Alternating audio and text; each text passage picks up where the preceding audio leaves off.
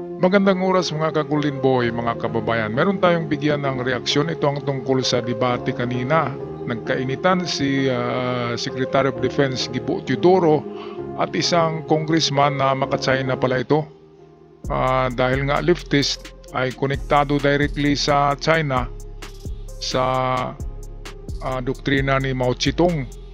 Kaya doon sila pumapanig sa China at kinukontra nila ang mga plano ng Armed Forces of the Philippines at kontra din nila of course ang mga allied forces ng Pilipinas katulad ng Australia, Japan, South Korea, Amerika at iba pang mga kaalyado natin sa buong mundo. Kaya ito yung video kanina na nangyari sa Kongreso, mainit, pumupula na yung mukha ni Gibo at saka yung mga katabi ni Gibo na mga opisyalis sa Armed Forces ay makikita mo talagang galit na ang mukha dito sa congressman na ito na hindi lang pala to maka-China pa pala ito. Ito, panoorin natin ang video mga kababayan, courtesy sa atin ng Good News PH at ng House of the Representatives. Kay Secretary Teodoro po, on October 25, 2023, you were quoted in media as saying, quote, "The favorite Chinese narrative is that this is all a play of the United States and that we are just marionettes or puppets or tuta ng mga Amerikano na sumusunod sa playbook nila. And I think this is really looking down on us, and that really disgusts me. And so hinihimo ko po ang ating kababayan na talagang tumindig laban dito sa pag-insulto ng China sa atin."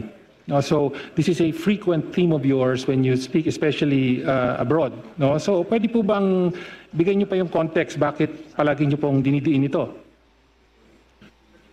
Rather than face the fact na ina-assert po natin ang ating mga karapatan katulad ng arbitral award, sinasabi po nila ito'y galaw ng Estados Unidos at hindi galaw natin upang ipagtanggol ang ating exclusive economic zone at iba pang mga lugar.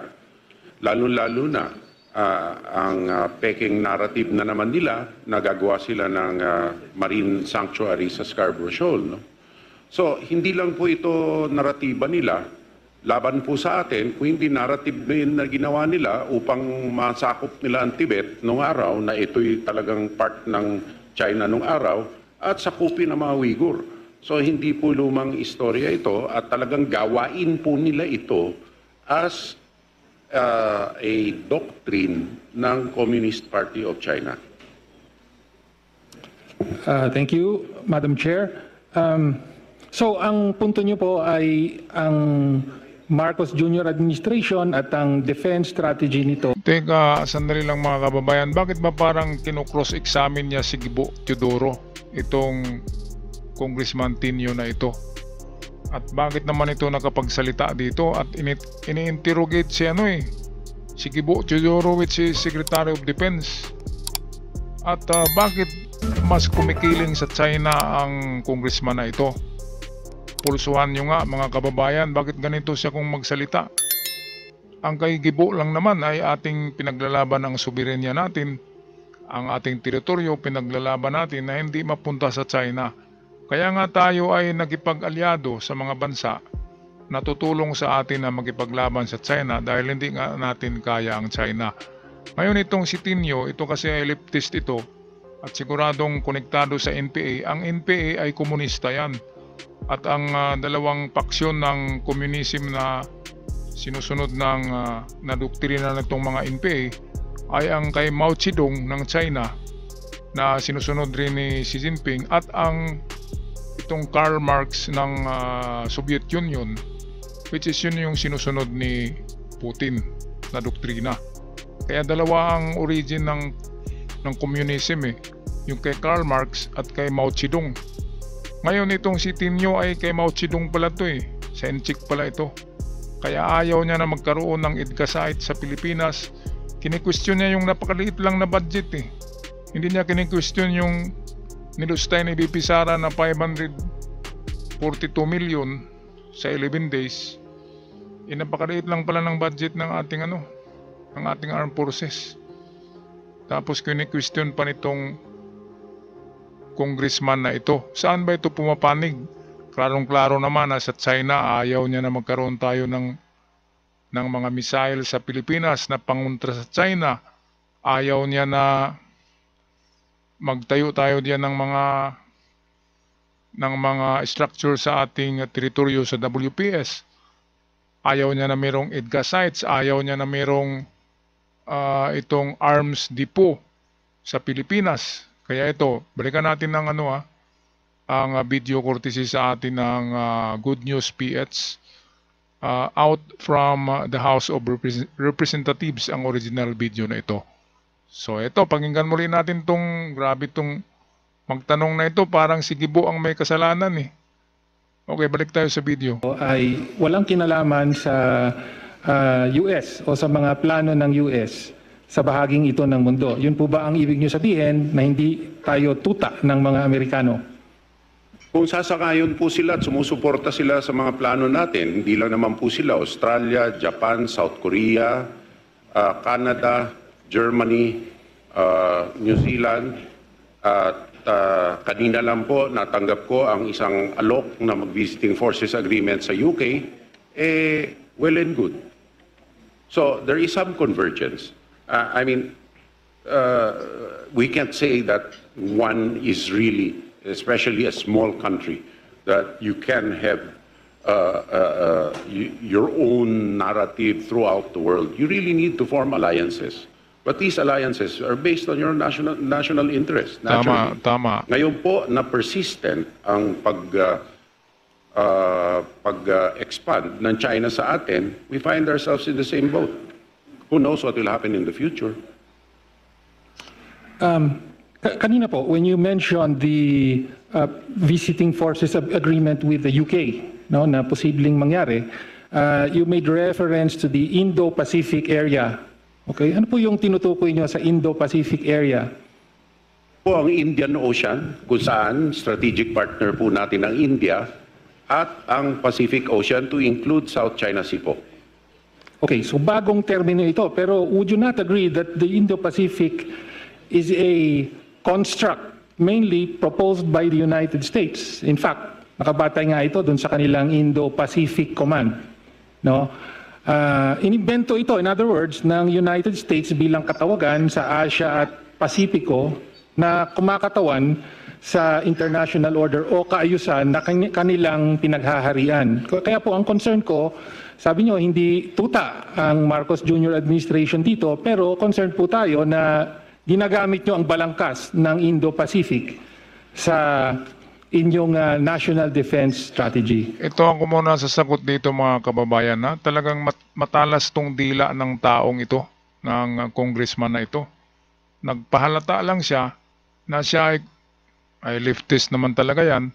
Nagpahalata lang siya na maka-China sila. Kasi ang komunista, ang ating mga NPA dito, sabi ko na kanina, dalawa lang yan. Pwedeng Karl Marx, communism, or Mao Zedong, which is yun yung sinusunod ni Xi Jinping. Kaya itong mga dito sa bansa natin, mga kababayan, itong mga leftist na ito, ay parang hindi sila nakatira sa Pilipinas. Yung pinaglalaban nila ay ideolohiya ni Mao Zedong ng China. Kung maagaw tayo ng China, kikilalanin ba sila ni Xi Jinping na sila yung mga Chinese? Isa tingin naman ni Xi Jinping, Pilipino rin Kaya walang special na diyan na treatment. Ang mga rebelde sa atin kapag nasakop tayo ng China, walang special treatment. Kahit na mga komunista yung mga kapatid natin na NPA, hindi pa rin yan bibigyan ng special treatment ng China. Yan ang tiniyak ko sa inyo mga kababayan. Kaya kayo diyan na mga leftist, bakit kumakiling kayo? Bakit kumakampi kayo sa China? Dapat kakampi nga kayo kay Gibo Teodoro dahil nga ang ginagawa ni Gibo ay pakipaglaban para sa ating soberenya, para sa ating teritoryo. At itong ating mga tinatawag na mga balikatan exercises, ayan ay pagpapakita natin sa China na mayroon tayong mga kaalyado na handang makipagbakbakan sa atin kapag susugurin tayo dito ng mga tsikwa na yan. Ngayon, sino ba ang kakampihan nyo? Mga leftist? Yung China ba o Pilipinas? Kung sa China kayo, kakampi, lumipat na kayo ng China. Kasi sa giyera ay dapat meron talaga kayong stand kung saan kayo. Sa China ba kayo o sa Pilipinas? Ngayon, Pilipino kasi kayo, kahit anong tingin natin sa inyo, Pilipino pa rin kayo. Kaya sa pagdating ng giyera dyan sa WPS, dapat tutulong kayo sa Pilipinas. Kasi lahat ng able men and women ay aarmasan na yan, katulad sa Ukraine. So saan nyo ba iharap yung inyong mga armas? Sa China ba o sa kapwa Pilipino? Yun yung tanong. Kaya bakit questionin nyo si Gibo kung anong ginagawa? Ito si General Bronner ng AFP, ng Armed Forces. Sila gumagawa lang ng kanilang katungkulan na ipaglalaban ng Pilipinas sa mga ngagaw ng teritoryo. Walang iba kundi China. Di ba? Klarong-klaro naman yan. So bakit kakampihan natin ang China? Ang inaagaw ay kalupaan natin eh. Hindi naman personalan yan na political na laban. Yan ay laban ng Pilipinas talaga kontra sa mga agaw. Di ba? Kaya itong si Congressman Tinio, ang talas talaga ng dila. Kahit ako ay masama ang loob ko makikinig eh. Masakit sa tinga. Kasi hindi yan ang dapat itanong niya kay Gibo. Hindi dapat yung parang sinusuplak niya si Gibo eh. Parang sinusuplak niya. Parang siya yung spokesperson ng China. Itong si Congressman Tinio hindi niya alam, ang sinisweldo niya ay galing sa atin eh. Galing sa mga Pilipino. Hindi galing kay Xi Jinping. Tapos doon siya kumakampi sa kabila, sa China. Ang nagpasweldo sa kanya sa Kongreso ay mamamayang Pilipino, Pilipinas. Tapos kinukontra niya ang galaw ng Pilipinas. Mabuti nga, meron tayong matapang na Gibo Teodoro eh. Kung Chinese yan si Gibo, wala na. Hindi na yan gagalaw. Bibigay na niya ang teritoryo sa China. Kaya pasalamat tayo, matapang si Gibo. At isa pa, matalino tong si Gibo eh. Muntik na nga itong maging presidente noon. Tapos itong si Tinio, saan ba ito galing? Diba, biglang lang sumulpot dyan. Kung hindi lang sa mga aktivista, hindi siguro yan manalo na magiging representative. Diba, kasi representative siya ng mga leftist eh. Klarong-klaro naman yan. Mga kababayan, ano sa palagay nyo? Pag-comment mamaya sa ating comment section. Patuloy tayo dito sa video courtesy sa atin ng Good News PH. Yan po ay balangkas hindi lamang ng Pilipinas, kung hindi ng Japan, at mismong India. Kasi po nakikita po natin na merong koneksyon ang Pacific Ocean, Straits of Malacca, at ang Indian Ocean. Number 1, 60% ng world's trade routes dumadaan po dyan. Tayo po ay archipelagic country. Kailangan po natin na bukas ang ating mga sea lanes upang masupply ang pangangailangan po natin sa araw-araw. Pangalawa, bakit po Indo? Nagkasundo po tayo sa India na sa pagprotekta sa ating mga seafarers na nagpapalaot araw-araw po dyan. Dadagdagan ko pa po, ang Indian Ocean, ang construct po dyan ay pati ang Red Sea at Persian Gulf. We need to work with our allies to protect those that are hostage. Ngayon, sa akin po, nomenclatures, balangkas, natuta, for whatever, we have a mission role to do. And that is Philippine territorial resilience. Ngayon, ang ayaw ko lang po, ang China ang magpaparatang sa atin, natuta tayo sa pagtatayo natin laban sa kanila, yan ay gaslighting. Gaslighting po yan. Katulad po, kung sabihin ko, magtanong si Congressman ganito, sasabihin ko, tuta ito ng, iba ang pakay nito. Ito mga kababayan na saglit lang, yung tuta-tuta na term kasi yan, ang nagbigay niya ng ganyan ay mga leftist pa rin. Naalala nyo, kapag may rally ang mga leftist, ang mga aktivista, nakalagay diyan tuta ni Marcos, tuta ng Kano. Ay, si Ferdinand Marcos hindi yung tuta, kalaban niya nga ang Kano eh. Erap, tuta ng Kano. Gloria, tuta ng Kano. Lahat ng presidente sa Pilipinas, tuta ng Kano yung nilalagay nila eh. Ang nagpasimuno niyan na terminology ang tuta ay mga leftist, mga aktivista, mga rebelde. Yan ang klaro niyan. Kaya itong nagsalita rin ngayon ay leftist yan eh, kaya tuta ng tuta yung lumalabas sa bibig niya. Ang totoong term niyan, kasi meron tayong, dahil kaalyado tayo ng Amerika noon pa man ng World War II, at kaalyado din natin ng Amerika noong World War II, back-to-back yan eh. Kaya meron tayong Mutual Defense Treaty signed in the year 1951, right after the World War II. Hindi tayo tuta ng Kano, kundi meron tayong brotherhood, meron tayong fraternity sa Kano dahil meron nga tayong pinirmahan na Mutual Defense Treaty. Ibig sabihin ng mutual ay parang love mo siya, love mo ako, di ba? The feeling is mutual, ganyan, di ba? Kapag may love ka na tao, mutual ang inyong understanding. Kaya ganun yun. Kapag mayroong nananakit sa Amerika, lalaban tayo sa Amerika. Ganon din kapag sinaktan ng Pilipinas, lalaban ng Amerika para sa atin. So ganon yun. Mutual Defense Treaty, another level yan. Yan naman ay patungkol na yan sa giyera at sa mga malubhang kalamidad na pagtutulungan. Kaya kaalyado, hindi tuta. Yung tuta-tuta kasi na yan, para sa mga utak galunggong lang yan eh. Na terminology, ano bang tuta-tuta? Kaalyado, hindi tuta. At ang nagbigay lang ng terminology na yan ay klarong-klaro mga NPA ha. Mga aktivista, yan palaging sinusulat nila sa mga placard na tuta ng Kano, lahat ng presidente tuta. Kahit na siguro ang mga presidente, yung kanilang idol na si Juma Sison, kung na presidente yun, baka sasabihin din nila tuta ng Kano. Kasi lahat ng presidente tuta ng Kano. Ngayon, sino bang nagpasweldo sa congressman na ito? Na nandyan, na nagpabida-bida, nag-ipal-ipal, di ba? Pera ng mamamayan yan eh. Pera natin yan, na nagbabayad ng taxes. Tapos kinukontra niya ang gobyerno. Yan dapat ng pag-isipan ng mga kumukontra sa gobyerno. Sino bang bumubuhay sa inyo? Sino bang nagpayayaman sa inyo? Saan ba kayo kumuha ng sweldo? Sa gobyerno.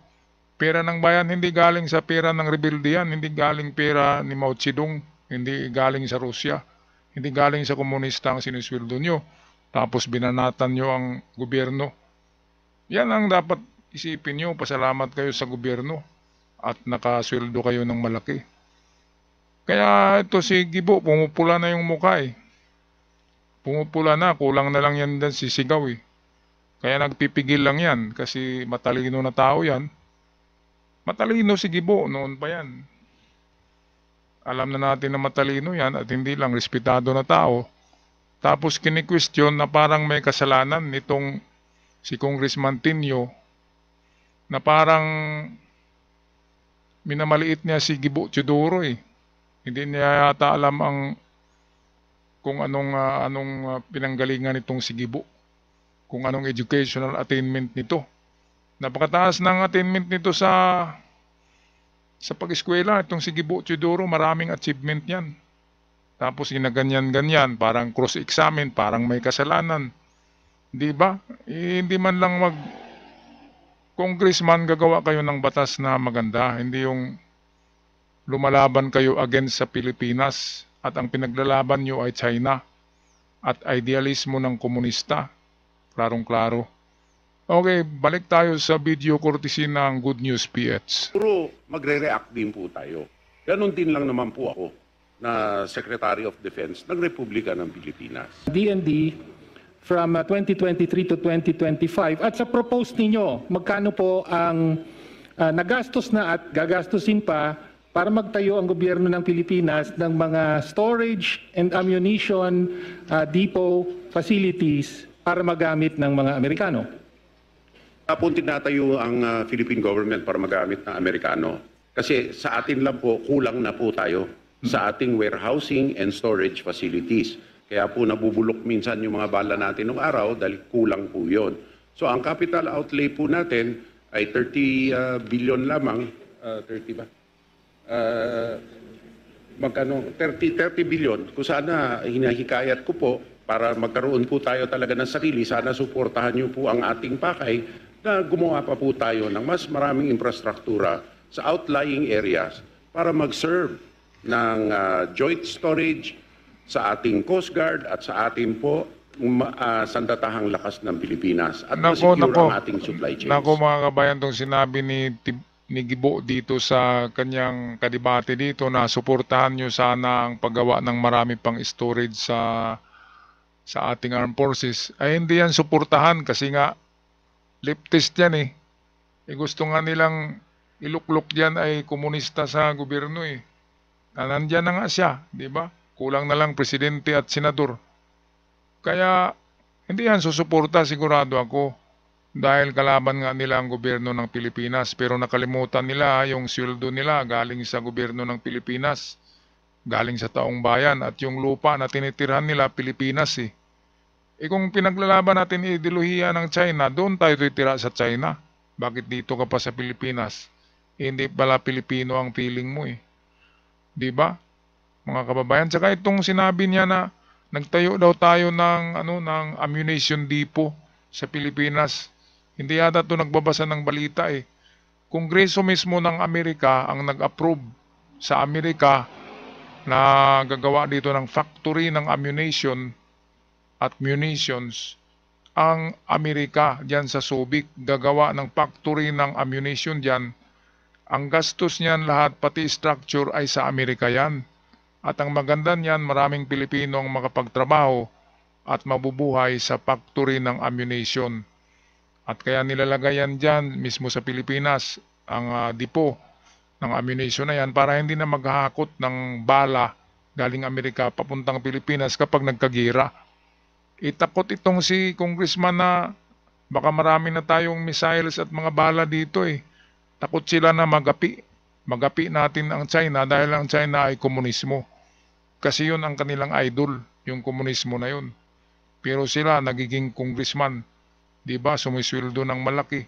Maganda ang kutsi. Tapos kinakalaban ng gobyerno, anong klaseng pag-iisip.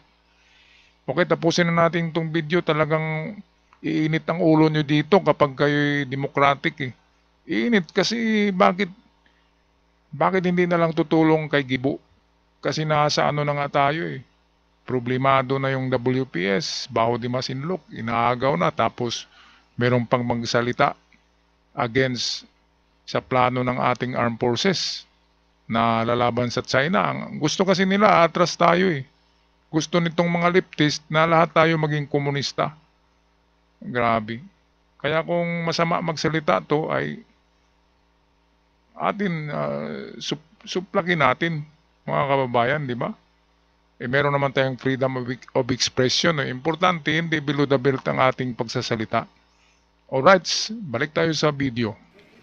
Well, Madam Chair, sabi niya walang ginagastos, pero from 2023 to 2025 ay may 217 million pesos na po for storage Maliit na bagay facilities lang po yun. in Lalo Cagayan, mga EDCA sites po ito.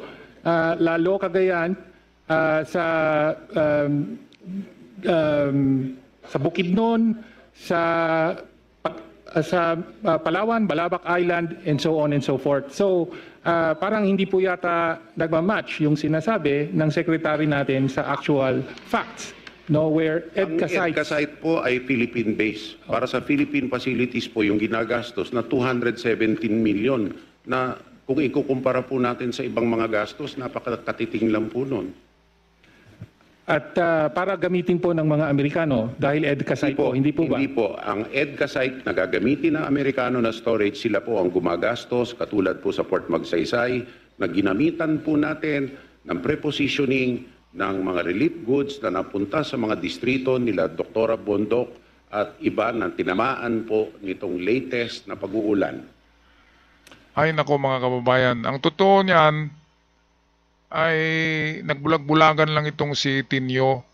Ang Amerika ay napakalaki ng tulong. Dolyar-dolyar nga $1 million nga binibigay sa armed forces eh. Tapos ito sasabihin pa na Pilipinas ang gumastos ng mga storage facilities. Saan nyo ba nakikita na gumastos ang Pilipinas kapag nandyan ang Amerikano, katulad ng World War II? Sino bang gumawa ng Malinta Tunnel? Di ba gumastos ba ang Pilipinas dyan? Hindi. Lahat ng gastos dyan sa Malinta Tunnel noong World War II ay gastos ng Amerikano. Yung Elephant Island sa may Batangas, yung fortress dyan, sinong gumawa niyan? Amerikano, gumastos bang Pilipinas? Wala, lahat sa Amerikano, at nag-donate bang ang Amerika ng mga helicopters at mga eroplano sa atin ngayon. At hindi lang yan, mga armas, mga howitzers, at iba pang mga hindi na natin nalalaman na mga bigay ng Amerika. At mayroong cash na milyones dolyares. Kaya yung sinabi na 217 million, talagang katiting lang yun. Kumpara nga lang sa ni BP Sara. Sa kinurakot niya, 540 million 11 days, tapos na lahat. Itong wala lang sa kalahati itong 217 sa 540. Tapos kini-question. Bakit hindi questionin ni Tinio si BP Sara sa ginastos na kahit pagbiyahe sa Dahig, 90 million na pala yun yung 10 biyahe niya. Kasi si BP Sara, si Digong ay kaibigan ni Juma Sison, di ba? Meron ngang video na nagsuporta si Digong sa rebuildi. Kaya hindi babanatan itong mga leftist si BP Sara, dahil leftist din si BP Sara at si Digong. Yan ang katotohanan yan. At directly related sila sa communism ng China na doktrina, yung kay Mao Zedong. Alright, anong masasabi nyo dito mga kababayan? Umiinit ang ulo ko nakapagsalita tuloy ako ng masasakit din, dahil masasakit magsalita itong kadibate ni Gibo Si Gibo, cool lang siya, pero makita mo sa mukha, pula na Galit na yan. At baka mamaya upakan ni Gibo yan Kaya nga lang, public official kaya kailangan looking good mga kababayan. Si Brunner, nagtimpi lang dyan tingnan nyo pati yung babae sa likod, nakangiwi. Okay, pag-i-comment na lang sa inyong comment, gustong i-comment. Kayo ba ay katulad ng pag-iisip nitong Tinio na kini-question pa yung mga bigay na missiles ng Amerika? Ay nako, Ginoo, Diyos ko. Meron na ngang tumulong sa atin tapos hindi pa tayo magpapasalamat. Ganyan talaga ang mga aktivista, di ba? Ayaw nila na merong Amerika dito kasi maapektuhan ang mga rebelde sa bundok kapag merong mga EDCA sites at US military bases, kasi high-tech Pwede kasi silang masurveillance sa mga bundok. Kaya yun ang kinakatakot nila. Okay, ako'y magpaalam na maraming salamat mga kababayan, mga ka-Golden Boy, at sa mga bago pa lamang napadpad sa aking channel, huwag kalimutan mag-subscribe. Malaking tulong at maraming salamat. God bless the Philippines.